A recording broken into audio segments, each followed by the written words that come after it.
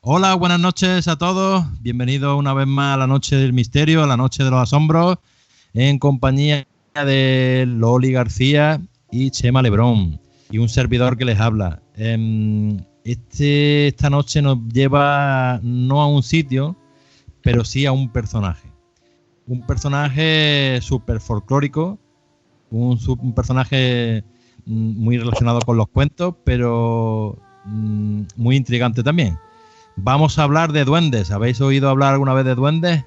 Los duendes de los cortijos, los duendes de las casas antiguas. Todo una fenomenología en torno a este personaje que es muy versátil. Hay desde el tema de los duendes, digamos, de cuento, de las películas, del folclore, hasta duende, que es donde yo me voy a centrar más, duendes más relacionados con Poltergeist y duendes incluso más siniestros, más malévolos, digamos por alguna manera. Chema y Loli, tenéis algo que comentarnos. Ya os ponéis de acuerdo con quién es el primero. Yo después contaré la historia de mi libro, o sea, la historia del primer caso de duende, o que me contaron ya hace mucho tiempo, ya de antiguo, pero yo ya me reservo un poquito para el final.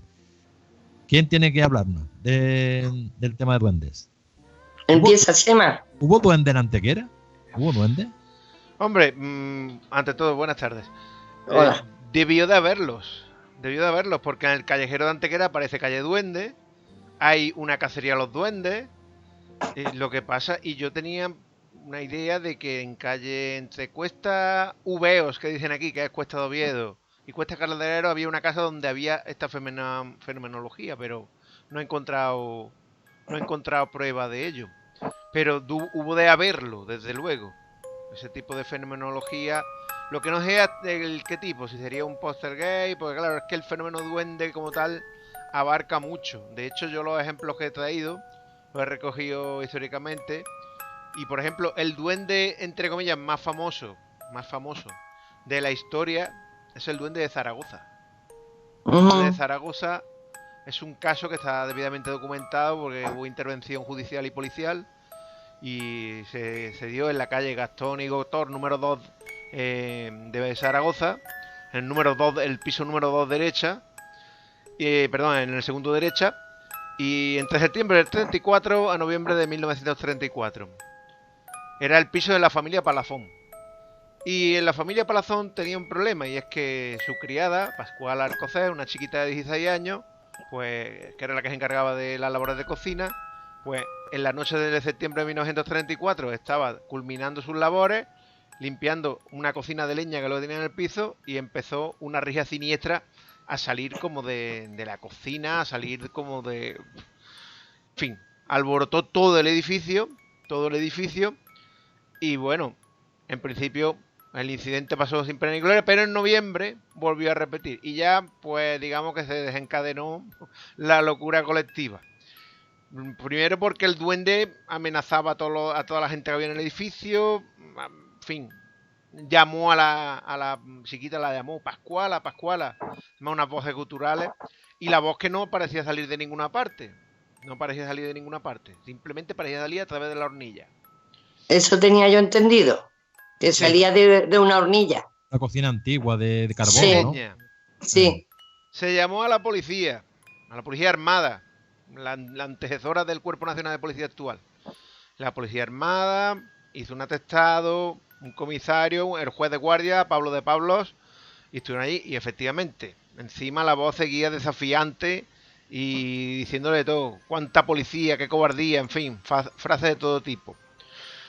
Digamos que empezó a acumularse gente alrededor del edificio. Se calcula que unas 2000 personas. Se llamó a la Guardia de Asalto, que era un cuerpo que existía un cuerpo militar similar a la Guardia Civil que existía en la República. Se acordonó el edificio.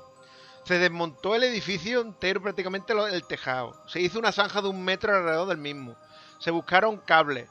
Se buscó posibles conducciones por si hubiera alguien que estuviera gastando una broma, porque en principio yo creo que era un gamberro. De hecho, el gobernador civil de Zaragoza creía que era un gamberro. Porque claro, era tan notorio el caso que salió hasta en el Times de Londres. En el Times de Londres podéis encontrar una reseña de fenómeno paranormal en Zaragoza, España.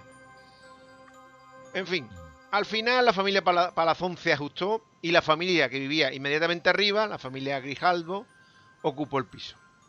Por piso, pero vamos, el duende siguió interactuando, en este caso, con Arturo Grijalbo, que era niño en aquella época, que era el niño de la familia Grijalbo. Arturo Grijalbo era un niño y le decía directamente que era un chalao. Y el duende, pues, lo que le contestaba, no, hijo, no soy un chalao. Este hombre, la verdad que vivió hasta hace relativamente poco tiempo y encima, Fama Inri, acabó siendo ingeniero de sonido, encima de todo. Lo entrevistaron en 2004 en un programa de difusión nacional y él dijo que bajo ningún concepto en aquella época, que todavía las radios que funcionaban eran de galena, existían los medios técnicos que él mismo en su profesión después había conocido para poder generar un engaño o un truco. También hay que decir que el duende, pues siempre decía que se quemaba en la hornilla, que no sé qué. Hubo un periodista del Heraldo Aragón, Andrés Ruiz Castillo, que entró al edificio y lo que pudo observar fue a 4 policías encañonando a la nada, es decir, a la hornilla, acojonados o asustados, mejor dicho, ante las parafernalias que soltaba el duende. El duende amenazaba de muerte a todos los que ocupaban el edificio, en fin.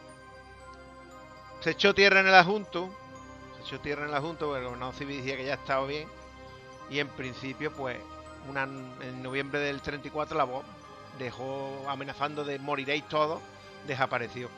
También hay que comentar que una medium de la zona, Asunción Jiménez, intentó ponerse en contacto en una sesión espírita con el duende y murió de un infarto durante la misma. Que le echó todavía más tierra al asunto. El edificio, pues ya sabéis lo que pasó. Estábamos hablando de 1934, llegó 1936, la guerra civil, la cosa se olvidó. El edificio siguió en pie hasta el año 1977. Y bueno, fue derribado en el año 77, se construyó todo en su lugar y se llamó... se sigue llamando Edificio del Duende. O sea, se dice que en esos años, pues, del 1934 al 77, que siguió viendo voces, pero que ya la gente como que... En los fenómenos paranormales pasó mucho.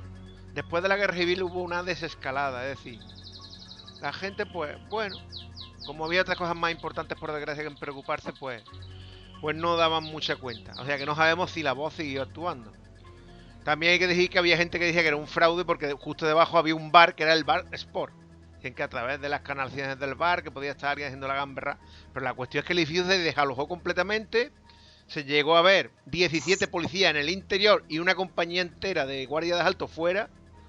A ver, también se dijo que la culpable, el jefe de psiquiatría de la provincia de Zaragoza de la época, era la criada, Pascual Arcocés. Una cosa que hoy en día, vamos, lo de ventriloquía inconsciente, término que ni siquiera existe hoy en día en psiquiatría. Decía que la chiquilla era la que generaba la voz ella misma, incluso se llamó un ventríloco famoso de la época para ver si se podía hacer. Pero la cuestión, llegó la guerra, se tapó todo, el asunto quedó inconcluso y para colmo la mayor parte de los archivos se perdieron. La mayor parte de los archivos se perdieron porque con la guerra civil ya se sabe. Se destruyó el juzgado primero de Zaragoza y desaparecieron muchos los archivos. No sé si sería un fenómeno paranormal o serían unos gamberros, efectivamente, como decía el gobernador civil. Pero es el primer caso constatado con intervención policial en la historia de España de un duende, entre comillas. Llámese poltergeist o llámese manifestación de cualquier tipo. Loli. Pues yo, que yo creo que pueden pasar cosas de esas, que aunque a lo mejor de 100 casos, uno sea verdadero, y cuando no se resuelve una cosa, algo hay. Yo también he estado mirando y he encontrado aquí a la afuera de Málaga el Cortijo Jurado, que aunque sea cortijo es una casa palacio, se construyó en el siglo XVIII por la familia Heredia, y desde el principio que estuvieron allí la gente empezó a desaparecer, sobre todo mujeres, y aparecían en el río que pasaba cerca del cortijo. La gente decía que la familia Heredia los secuestraba y que tenían mazmorras con un túnel que iban al río y por allí los sacaban. Así estuvieron muchísimo tiempo hasta que la familia Heredia vendió el palacio y lo cogió otras personas. Y exactamente lo mismo, ya incluso decían que se veía a lo lejos como unas luces verdes que eran como hacer ritos satánicos. Y ya finalmente, en el 2004, cosas así, bueno, un poco antes, vendieron la casa, que incluso salió en los periódicos, como Casa Encantada, por 16 millones de euros, a una empresa que quería hacer un hotel de lujo con 300 y pico habitaciones, jardines, porque es enorme. Y con esto de la construcción, de venirse abajo, la empresa se arruinó y aún sigue allí. Ya desgraciadamente está medio derruida y tiene su capilla, pinturas, bien. Y todavía la gente dice que a lo lejos y dependiendo de los días sigue viéndose las luces. Incluso dijeron que en las mazmorras encontraron como una especie de libro antiquísimo y que en una de sus páginas ponía: vais a morir todos. Y ahí quedó también la cosa. Con lo cual, no sabemos lo que pasó.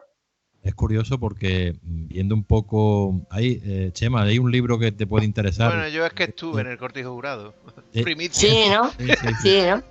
Pues entonces... Yo estuve en 2005 en el Cortijo Jurado, cuando lo compró la empresa.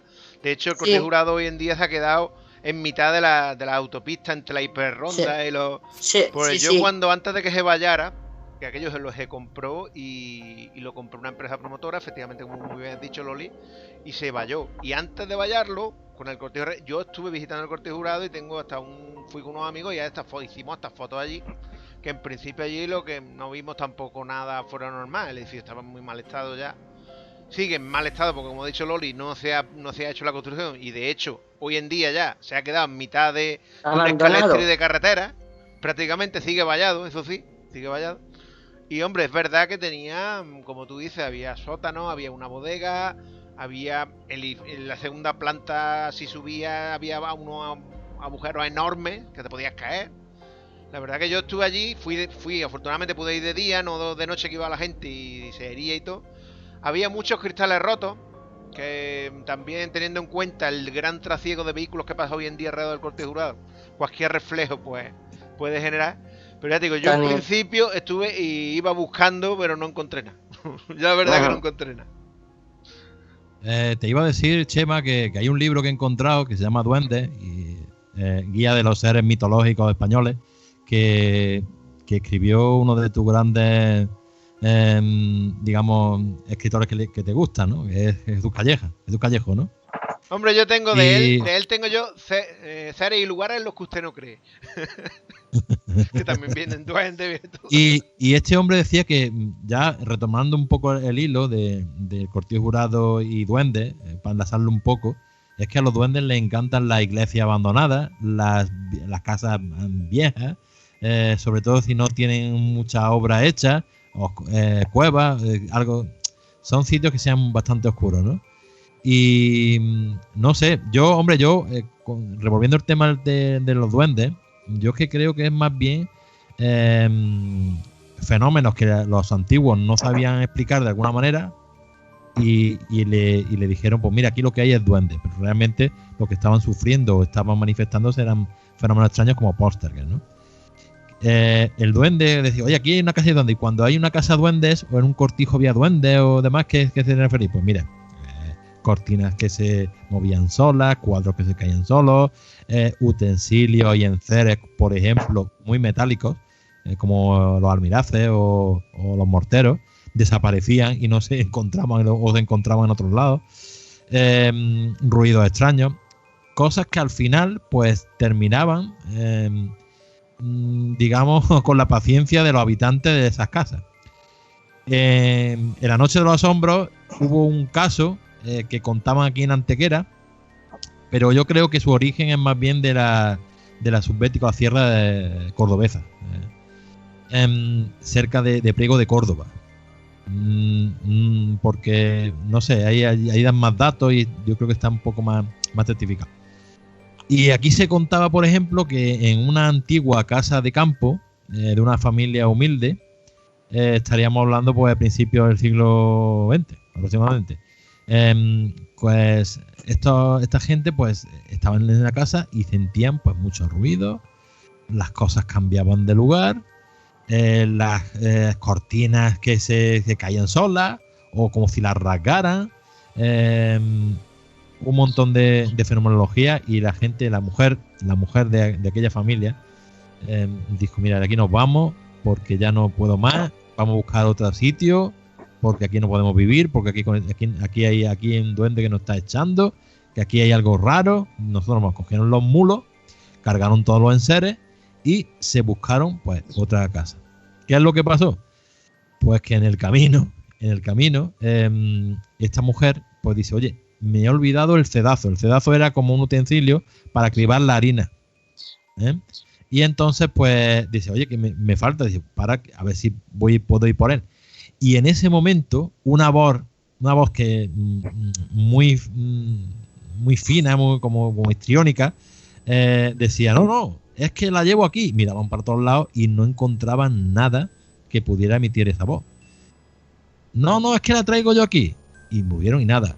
Y resulta que una de las veces que miraron hacia atrás, los mulos se espantaron y demás, los animales, y vieron el sedazo, que era redondo, pues el sedazo rodar hacia ellos sin que nadie lo empujara, lo sujetara o lo hiciera mover.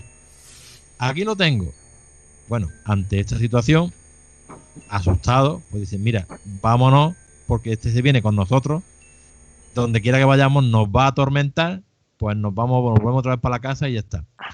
Fíjate que cuando volvieron a la antigua casa, el duende ya ni se apareció, los dejó en paz y no se supo saber más nada de extraños fenómenos ni nada por el estilo.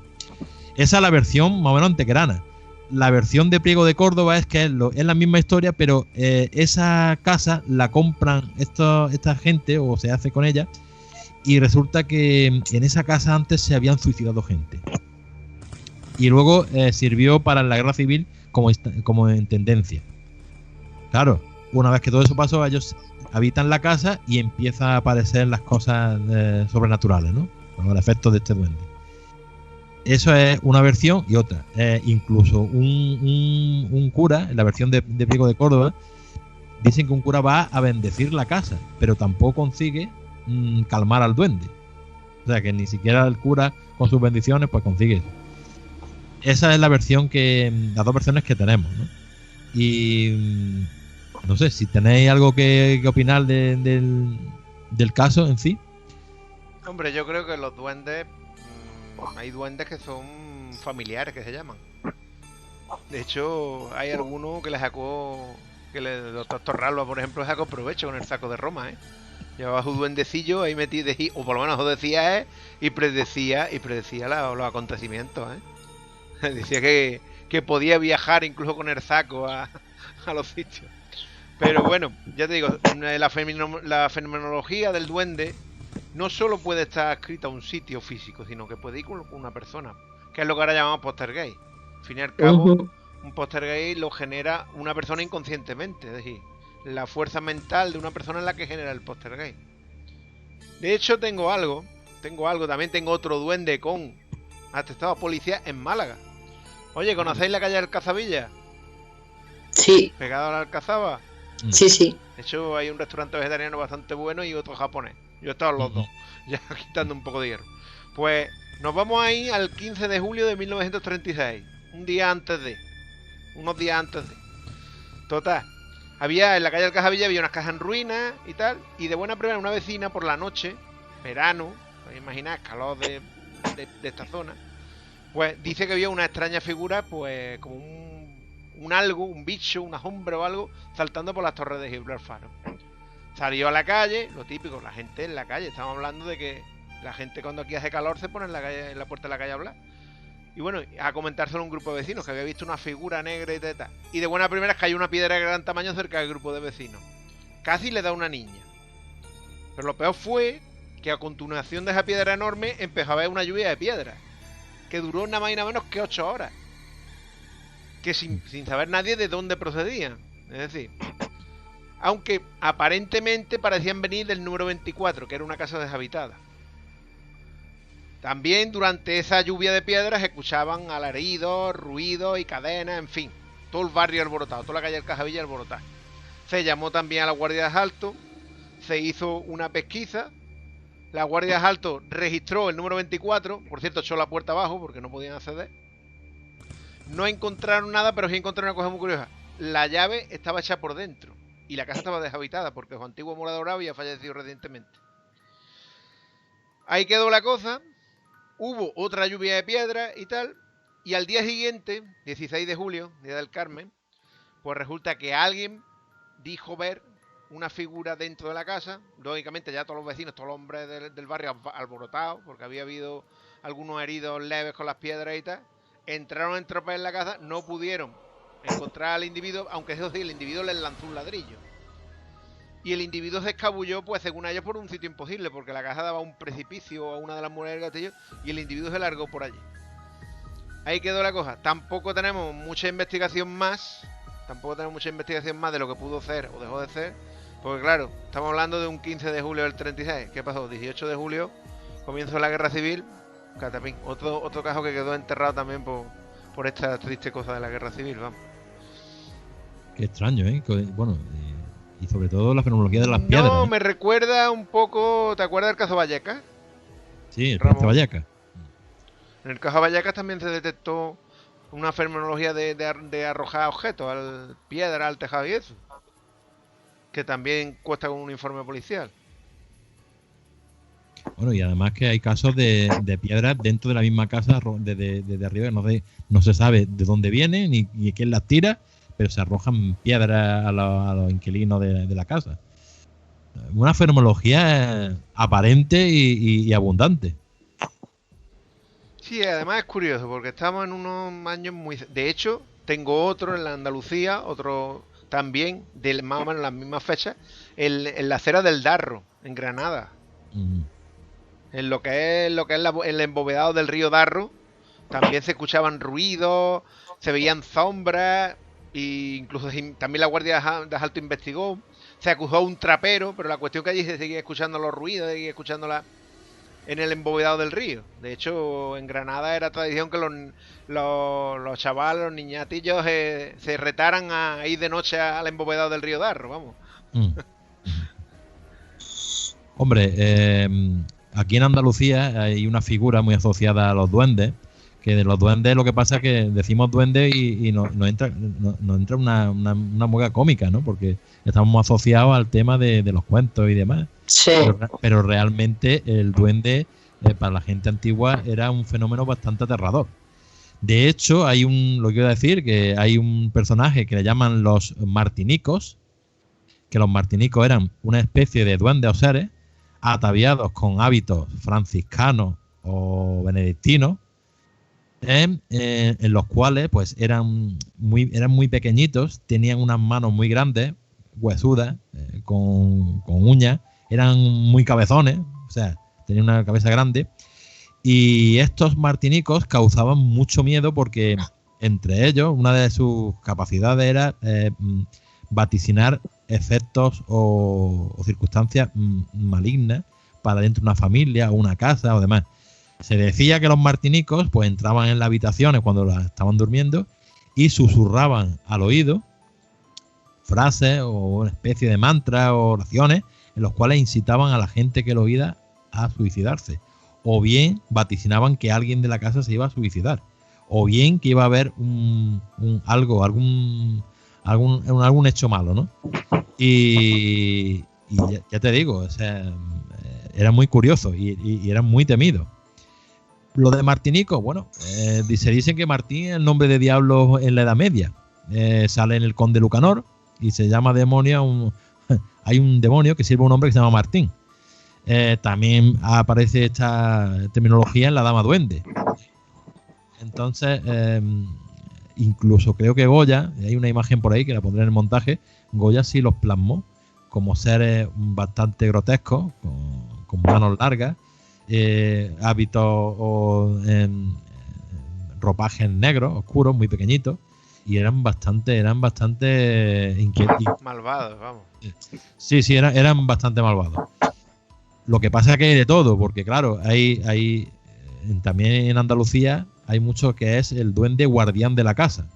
Y en este caso estamos hablando de un protector. Bueno, no se sabe. De todas maneras, eran seres que causaban mucho respeto porque la trastada te la hacían.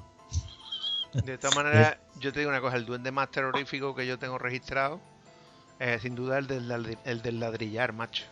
Porque es la mezcla, y además la testigo lo contó en el año 90, Serafina Berajarano Rubio, y macho, reúne las capacidades entre comillas de un martinico, un ser pequeñito, que vuela con 2 luces, se parece un poco al Moonman también.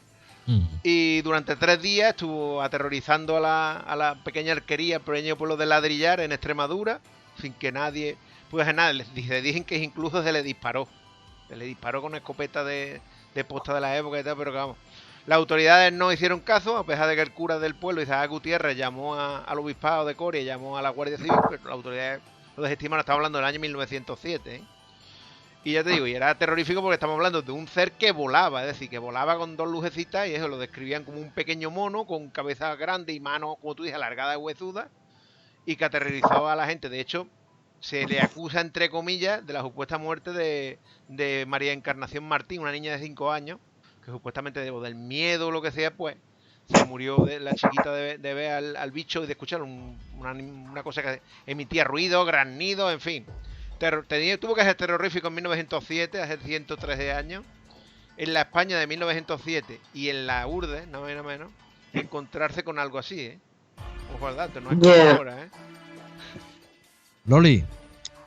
Pues yo creo que estas cosas han pasado siempre, yo sé, desde el principio de la humanidad. O se las achacaban a los dioses, después a los duendes. Cada época ha ido poniéndole un nombre.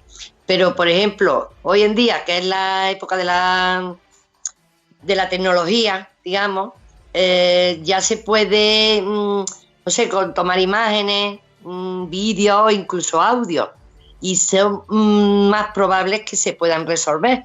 Pero lo que estamos hablando es todo en una época en la que había también mucha leyenda, y ya sabéis que cuando se cuenta algo de una persona a otra, siempre se va añadiendo cosas. Y entonces, aunque el problema esté ahí desde el principio, siempre puede ser que se cuente más de lo que era. Esa es mi opinión. Sí, que se exagere un poco los testimonios. Exactamente. Eso suele pasar. Cuando tú entrevistas a un testigo, como no sea de primera mano, normalmente la historia, cada testigo va añadiendo detalle a la historia. Exactamente.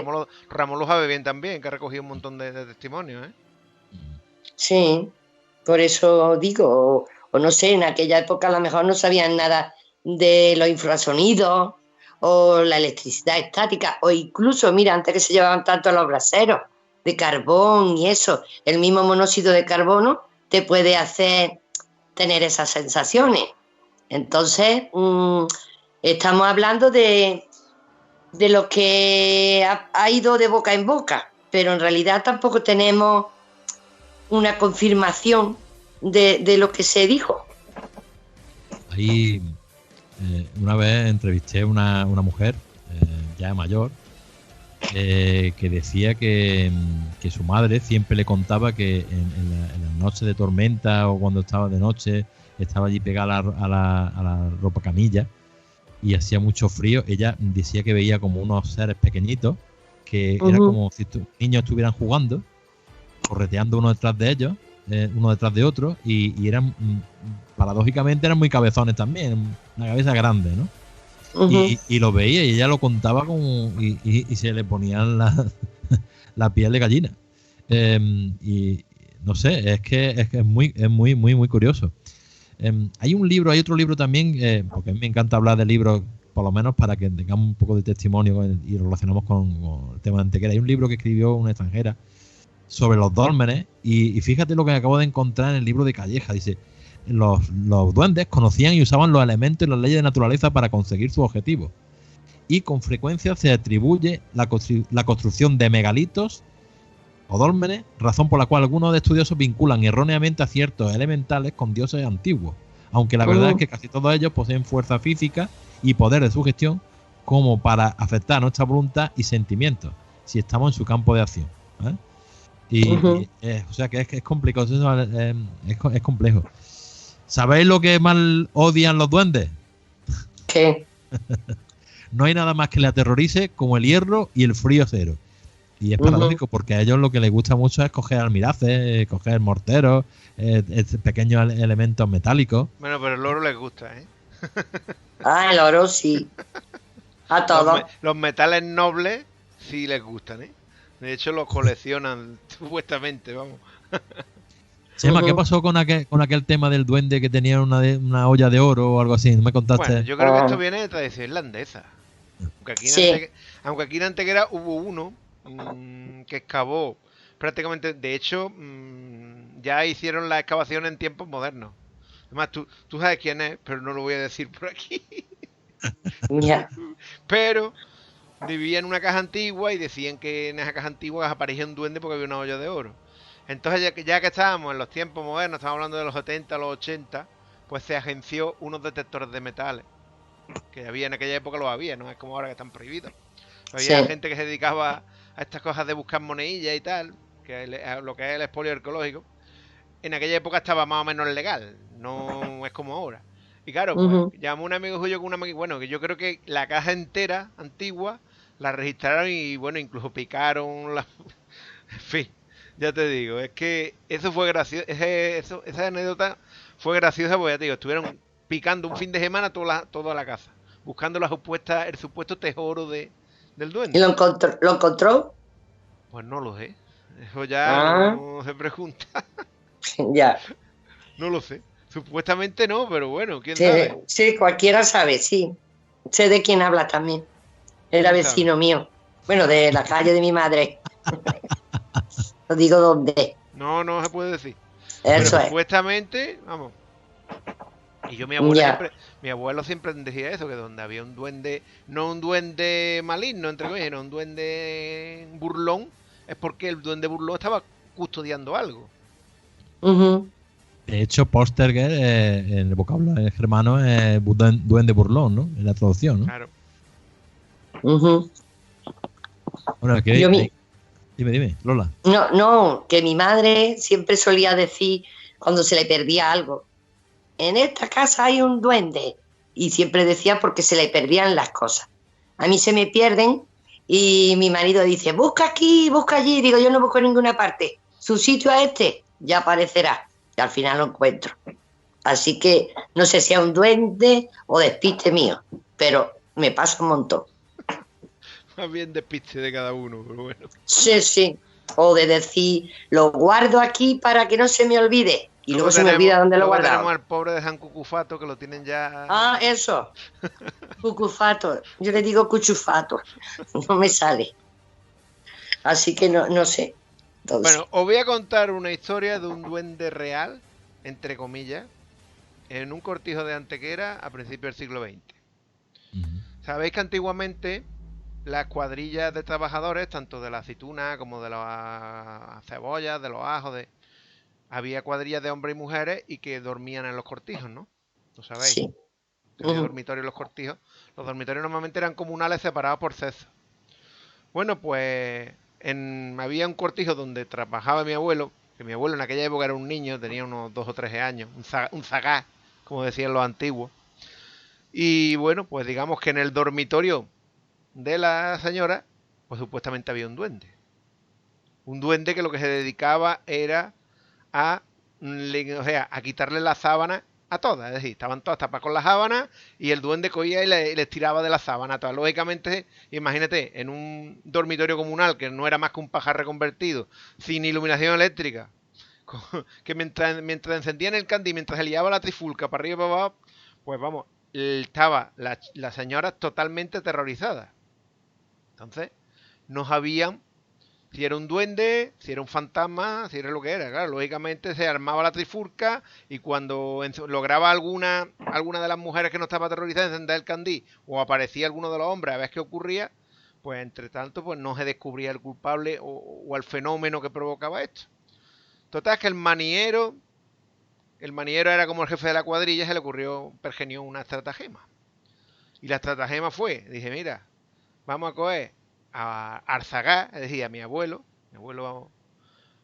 Manuel, dije, vamos a coger a Arzagá y que Arzagá se esconda ahí en el pajar y que esté como vigilando el dormitorio de las mujeres, para que no sea un hombre, porque sea por si hay algo, un niño, pues mira, un niño no pasa nada, que sea Arzagá eso. Entonces mi abuelo, pues lógicamente, se aprestó a eso y se puso allí pues, a vigilar el dormitorio barra pajar de las trabajadoras. Y claro, se dio cuenta de una cosa, y había una chiquita, que era, en aquella época decían una pitonta, es decir, era una chiquita que era víctima de, lo que ahora sería bullying, una víctima de las burlas porque la consideraban un poquito más retrasadilla, ¿no? En fin, una especie de Forrest Gump, ¿no? Pero, y se dio cuenta mi abuelo que la pitonta era la que tiraba de las sábanas de las demás, después hacía también la ajustada y la compungía, y que estaba todas las santas noches, o sea, todas las burlas que aguantaba durante el día se vengaba de noche haciendo eso. Y ahí tenéis un duende de Cortillo. También. Claro, como el típico fantasma, hay fantasmas muy físicos, ¿no? Y en este caso el duende era también muy físico. Claro. Lo que pasa es que, claro, si no sabían hasta que no averiguan o ven claro, lo que hasta puede que ser. mi abuelo no estaba allí, escondidillo, allí en eso, y vio a la otra a oscura, levantarse, tirar de todas las sábanas rápidamente, incluso de las huyas, y hacerse la terroridad y decir, ay, mírala. Egoí.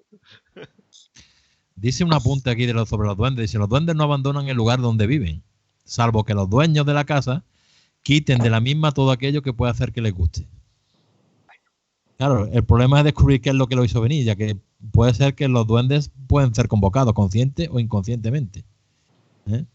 Y claro, ese es el tema.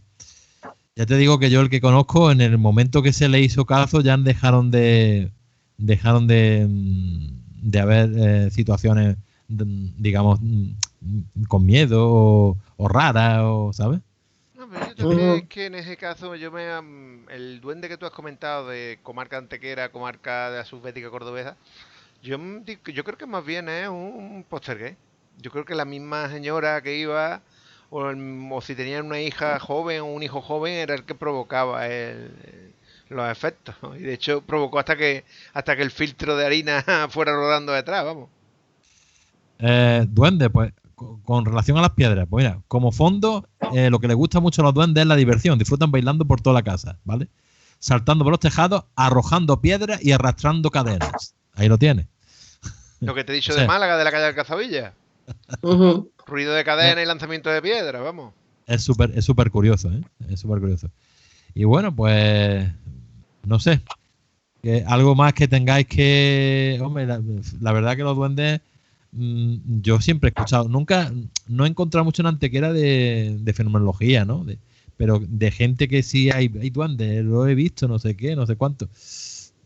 Siempre es un poco inquietante, ¿no? El tema, ¿no? Pero el duende como tal, yo qué sé, es que... Duende. Previamente, si estás leyendo el libro de Calleja, no hay tantos. Los ratones colorados de Murcia, por ejemplo, que son ratones de color rojo vestidos con seres pequeñitos que sobre todo van con los niños y educan a los niños. O sea que... Ahí en el libro de Calleja es que es brutal, porque hay duendes domésticos, está el típico que se aparece en el dormitorio como lo de Aparacilis de Sueño, hay hasta un duende vampiro, Por cierto, si leéis el libro de Calleja, David el gnomo no es tan bueno ni tan simpático, ¿eh? Más bien los gnomos son bastante gruñones y bastante mal encarados, ¿eh? Luego hay duendes un poco más benévolos, como que son como protectores de los niños, protectores de las casas, como los duendes domésticos que están muy arraigados en Andalucía. Hombre, obviamente, incluso en vez de duendes hay diablillos familiares o diablillos de menor rango, que eran los que utilizaban las antiguas hechiceras o brujas para tener un favor de ellos y que no les costara la vida o alguna cosa más, tratando con el innombrable. Es decir, es que hay toda una serie de tipos de duendes. Por ejemplo, los duendes dañinos de dormitorio, es decir, que eran muy individualistas y agresivos y utilizaban el sueño de la gente pero para... eso yo creo que es más bien demonios, el incubo y el sucubo, ¿no? Eso. Pues exactamente, pero quiero decir que toda la fenomenología está asociada y todos los personajes están asociados.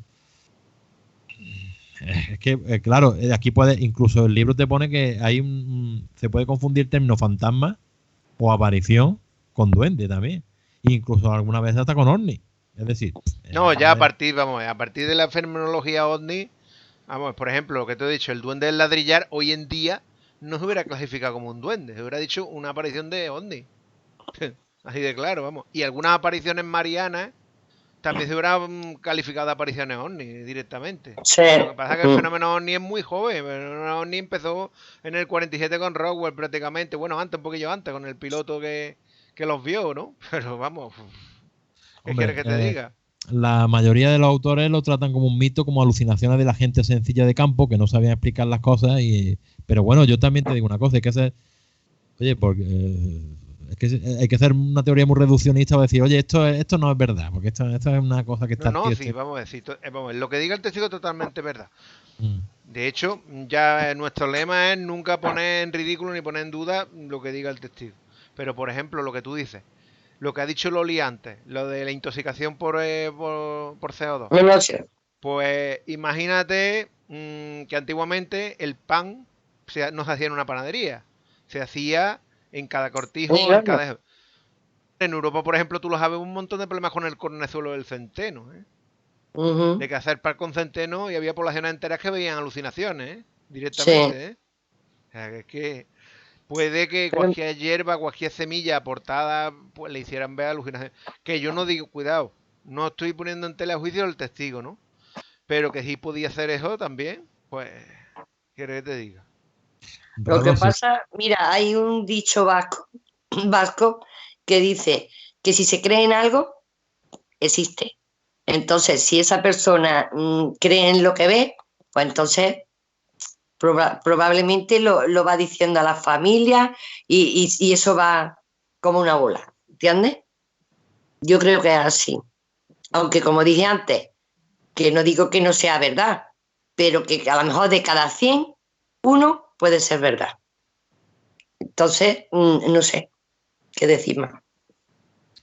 Bueno, hay gente que lo ve como alucinación, otros que existen de verdad, pues aquí hay un autor que es Antonio Torquemada, que recogió varios casos de duendes en su intrigante obra El Jardín de las Flores Curiosas, que se publicó en 1570 y dice que no hay duda de existencia. Hombre, es que hay tantos casos, cuando se dan tantos casos... ¿Torquemada de 1570? Para Antonio de Torquemada.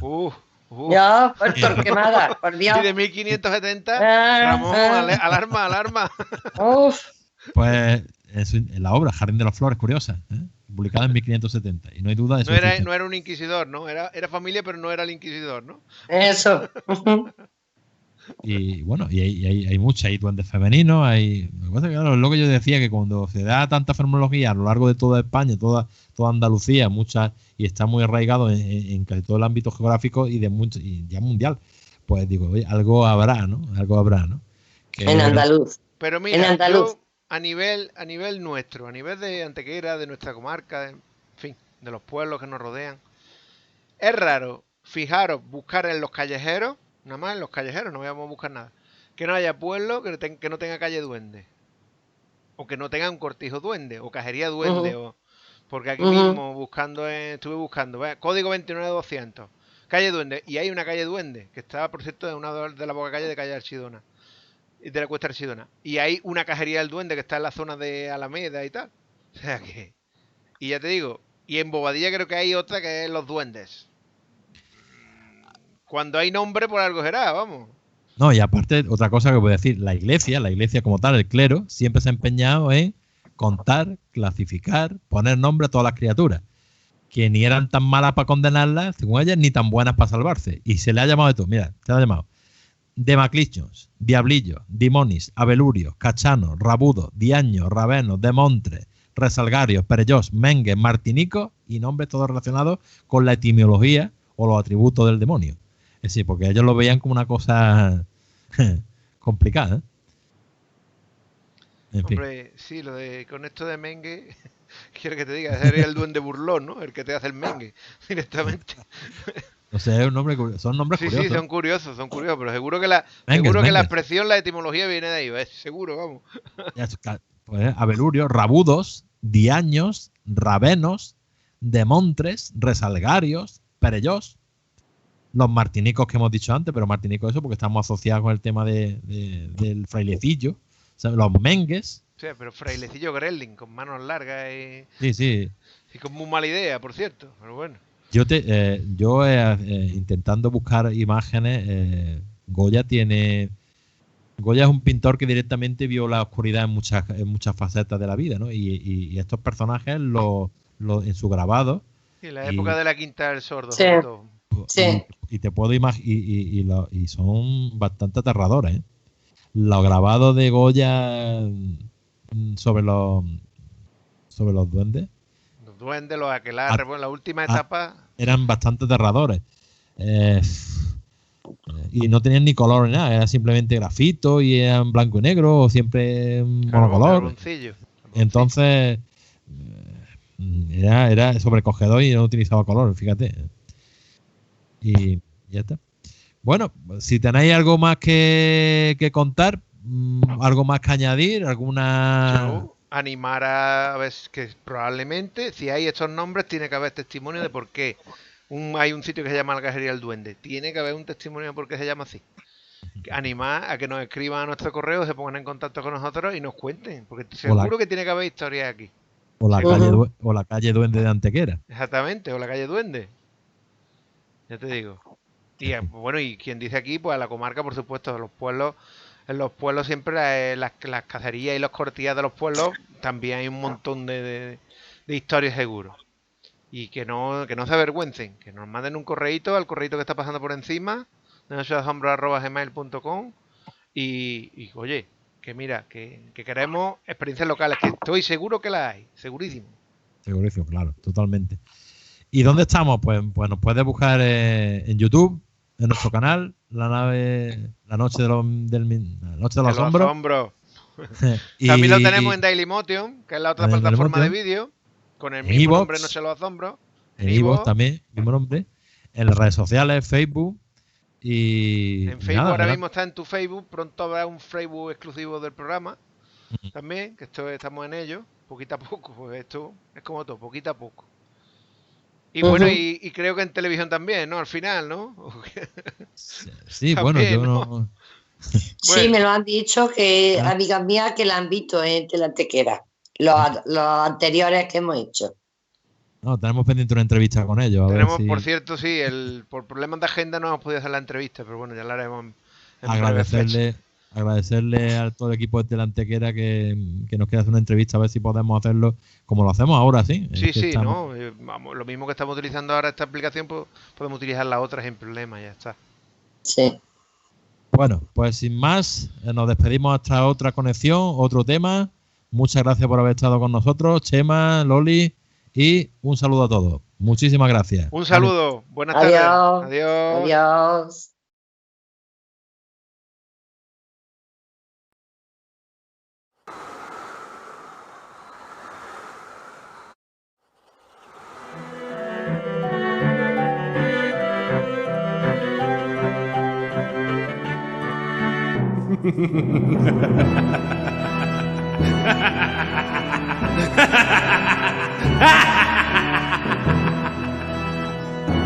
Ha ha ha!